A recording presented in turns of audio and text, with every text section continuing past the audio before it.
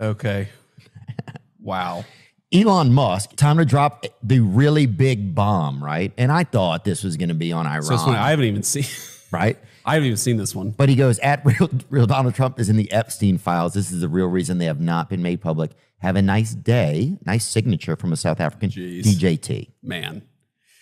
As we noted in our previous coverage, while Donald Trump and Elon Musk were viciously attacking each other on social media, Vice President J.D. Vance was suspiciously silent. And when he finally publicly reacted on social media hours and hours and hours later, everybody noted that his response was awkwardly tepid. But we actually have footage of Vance's interview with MAGA-adjacent podcaster and comedian Theo Von, the same day that Musk and Trump were going at it. And Von asked Vance to react to the Epstein bomb that Musk dropped on Trump. And even though Vance had hours and hours to prepare for his reaction, you can still see him visibly die inside as he tries to walk this tightrope. But before we unpack all that, if you end up liking this video and you want to support the channel, please be sure to hit the like, subscribe, and alert bells before you go. All right, friends, I want to wind the clock back to remind you of what J.D. Vance, who is a prolific tweeter and user of social media, he loves, even though he's vice president of the United States, getting in fights on social media with people like Mehdi Hassan and other journalists and other progressive commentators, insulting people left, right, and center. He's got nothing else going on, even though he's the second highest ranking person in the federal government. So while Musk and Trump were going at it on social media, this is what J.D. Vance had to say at the time. Slow news day. What are we even going to talk about? Theo Von. That was his first reaction of the day. Then eventually, he came out and said, Donald Trump has done more than any person in my lifetime to earn the trust of the movement he leads. I'm proud to stand beside him. Again, pretty tepid, right? Very, very, very tepid. Then he issues another statement. There are many lies the corporate media tells about Donald Trump. One of the most glaring is that he's impulsive or short-tempered. Anyone who's seen him operate under pressure knows that's ridiculous. It's maybe the single biggest disconnect between the fake media, perception, and reality. Now, of course, he's full of shit. We've seen Donald Trump act impulsively all the time. Tariffs, tariffs, tariffs. Anybody? So he's just like spewing bad faith propaganda. But again, no vicious condemnation of Musk. Elon, how dare you apologize to the president right now? Like, no real stand by your man energy. And people noted it. And of course, Musk also called for Donald Trump to be impeached and J.D. Vance to assume the presidency. So maybe that was on his mind. So hours after Elon Musk dropped the nuke that Donald Trump is somehow implicated in the Epstein files, Theo Von tries to get Vance to react to this. And Vance does his best. And Vance is a smart guy, very smart guy. But you can still see that with hours of preparation, he's struggling to thread this needle. Elon just hit the airwaves today. Bring it up, man. dude. Oh, man. The fucking shit missile is in the cannon. Okay. Wow. Elon Musk, time to drop the really big bomb, right? And I thought this was going to be on Iran. So it's funny. I haven't even seen. Right? I haven't even seen this one. But he goes, at real Donald Trump is in the Epstein files. This is the real reason they have not been made public. Have a nice day. Nice signature from a South African DJT. Man. Well, so just so your audience is aware, when is this going to air? Like tomorrow or 2 days from now? 45 minutes. Airing now, dude. No, I'm joking. I'm joking. Well, I'm just saying, like, no. Presumably, when this comes out, people are going to know more about this than even I do, because I just learned about this. This kind of happened on the plane when I was coming on down here. Okay, I agree. Look, this is new. Here's my basic reaction to like all this stuff is look.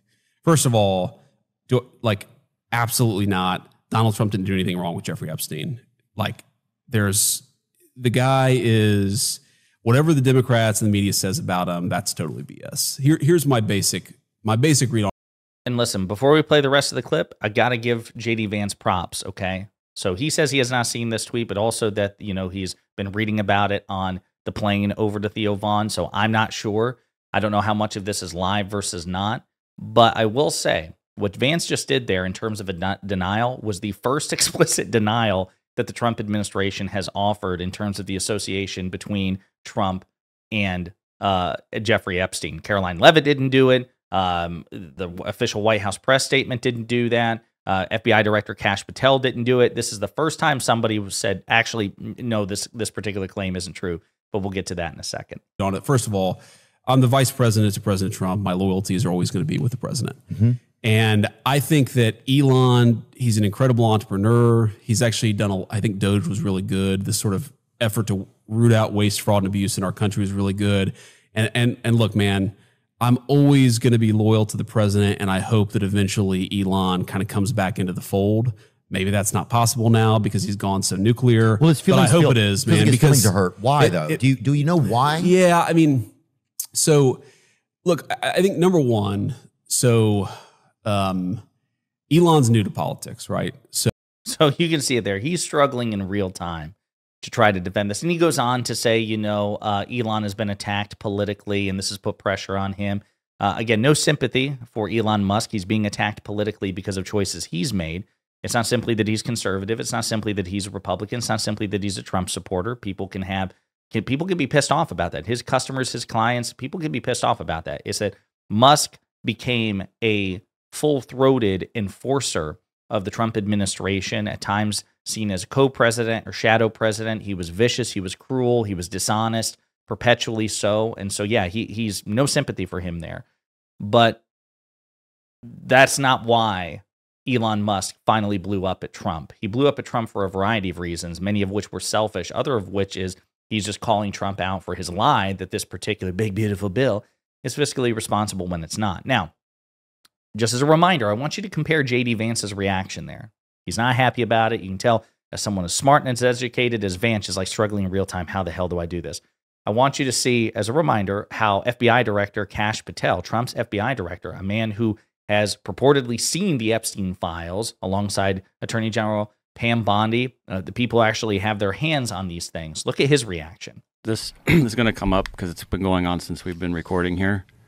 Elon and Trump seem to be in a bit of a spat, Joe. You want to check the tweet that Elon just put out a little bit ago? Time to drop the really big bomb. Donald Trump is in the Epstein files. That's the real reason they have not been made public. Have a nice day. Jesus Christ. I'm not participating in any of that conversation What between is he? Elon Have and a Trump. nice day, DJT. Someone should take his phone away. They're going back and forth about different things. And Yeah. Listen, Well, he said he was disappointed in Elon. yeah, they told him to leave. Jesus Christ, that's a crazy thing to say. How does he know? Does he know that Donald Trump is in the Epstein files? Or does he have access to the Epstein files? I don't know how he would, but I'm just staying out of the Trump Elon thing. That's way outside my lane. What the fuck are they doing?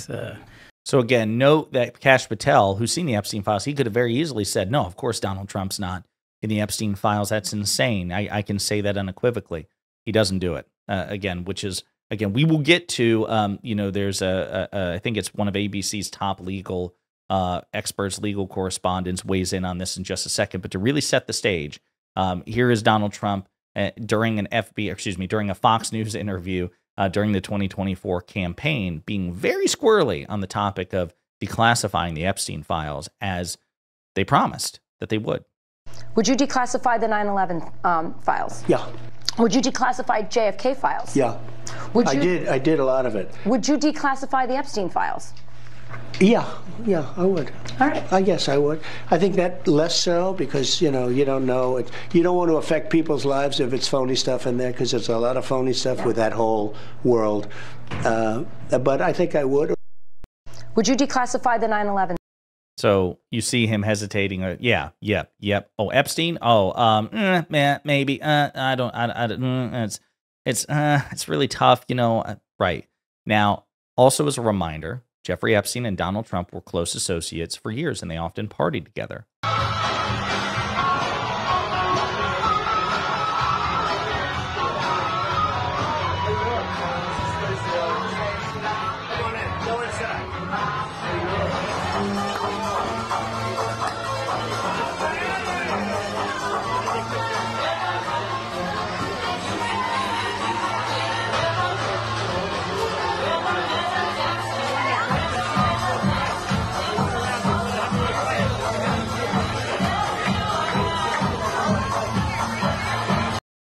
Yeah. So again, footage of them partying, back in the 90s and 2000s. So I mentioned that this notion that Trump is somehow implicated in the Epstein files is actually a deeply held concern for a lot of people. And Dan Abrams, who is ABC's one of their top legal experts and legal analysts, he actually makes a case that it's pretty reasonable for people to wonder if that's the reason the Trump administration has been dragging its feet in releasing the Epstein files. And this is coming from, again, a top legal correspondent. This is something that you have been saying for months now, that Trump's relationship with Epstein could be the reason that these files are being kept secret. Could you lay that out for us, what you've been saying about this? It hasn't made any sense that they haven't released the files yet. Meaning, these files are not, the most important things out there. Remember, there's two issues, right? There's number one, which is, was there a conspiracy in his death? And now you have Dan Bongino and Kash Patel coming out and basically saying there isn't anything there. And that's upsetting the conspiracy theorists. And I would expect that they would release the video that's available from the jail to try to convince people that they're right. That's separate from the files, which sort of is code word for names and information about various people that Jeffrey Epstein had in his universe, right? Now, there are Democrats and Republicans, right? Bill Clinton flew on his plane a couple dozen times. Bill Gates, others were on Epstein's plane. But so was Donald Trump. And Donald Trump initially said he didn't. And then in the Ghislaine Maxwell trial, it came out that he'd actually flown on the plane 7 times. It's with that background that it all seems kind of weird, right? Which is Attorney General Pam Bondi in February tells us they're going to be releasing everything. Before Kash Patel gets in his role, he says that Trump should have been campaigning on from day one to release everything in the Epstein files. So you have Kash Patel who was saying, we need to release everything. You have Pam Bondi promising they were going to release everything. And then there's a hiccup. Then it seems like there's some issue between Kash Patel and Pam Bondi about who has what. And then as time passes, their claim is end of March that FBI agents are working 24/7 to redact names of the victims from the Epstein files to protect their identities. Okay, but now what? Meaning, are you telling us that it's been 2.5 months at least of redacting names 24/7 by FBI agents and they still aren't done with it?